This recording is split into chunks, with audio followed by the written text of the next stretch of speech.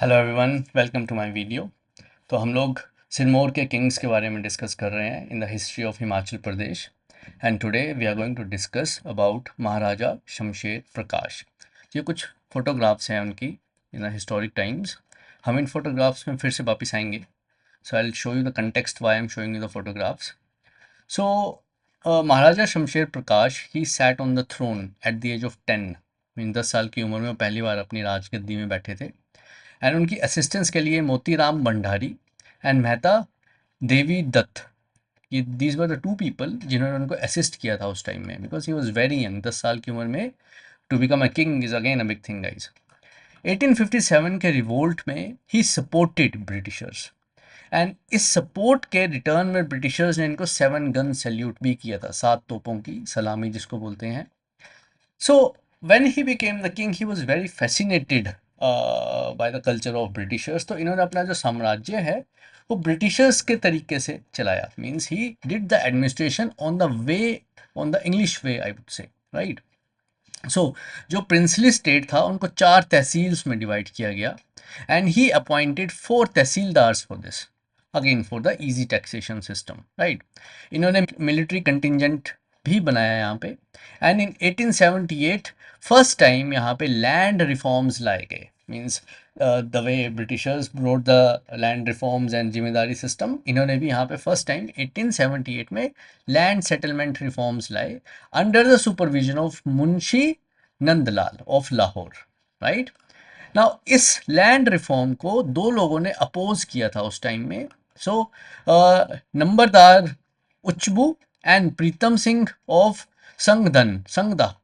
So these two people, they opposed these land settlements basically. And apart from this, guys, he sat on this throne at a very young age. 10 साल की उम्र में इन्होंने अपना राज्य शुरू किया था. But he was the longest serving king of Sirmaur at that point of time. He stood king for 42 years.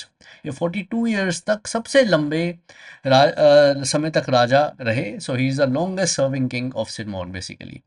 So during his time, Lord Dufferin, Lord Ripon and Lord Lytton, they visited Nahan.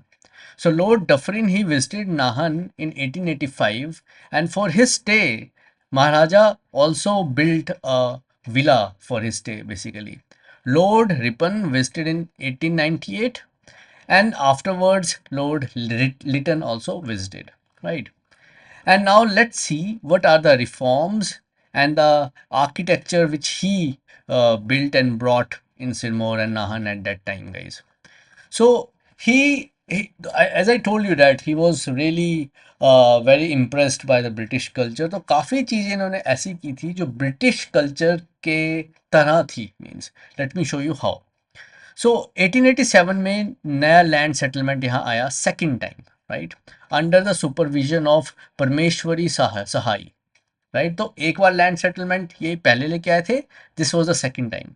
He also established a factory Nahan foundry in 1867, जहाँ पे cast iron sheets, मतलब लोहे की sheets, लोहे के instruments या flour mills, centrifugal pumps, ये उस टाइम बनते थे.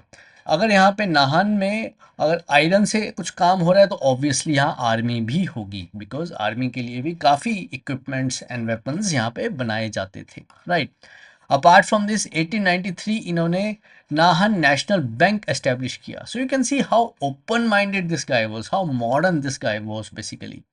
और उसको 1944 में बैंक ऑफ सिरमौर के नाम से रीनेम किया गया था. He also built Rani Tal Bagh in the memory of his rani, और उन्होंने अपने लिए एक विला भी बनवाया. He also purchased tea garden at Dehradun. Dehradun is very close to Paonta Sahib, Nahan बहुत पास है, हार्डली टेक 1 hour. तो उस टी गार्डन का नाम इन्होंने एनफील्ड रखा, Enfield, right. Now when Lord Lytton was coming over here, तो इन्होंने यहाँ पे एक दिल्ली गेट बनाया. नाहन में एक बहुत बड़ा गेट है, दिल्ली गेट, वो आज भी है.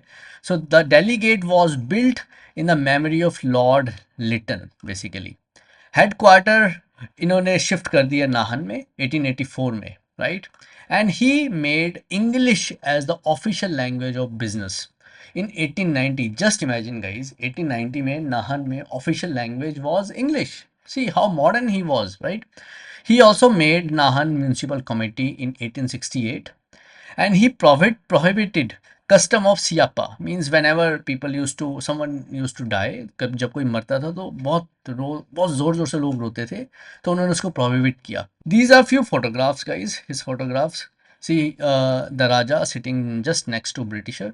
ये आपको ये याद रखने के लिए कि he was very open minded and very close to Britishers. So this is the guy, very dashing and very handsome. So these are few photographs ताकि आपकी retention लंबी रहे, guys.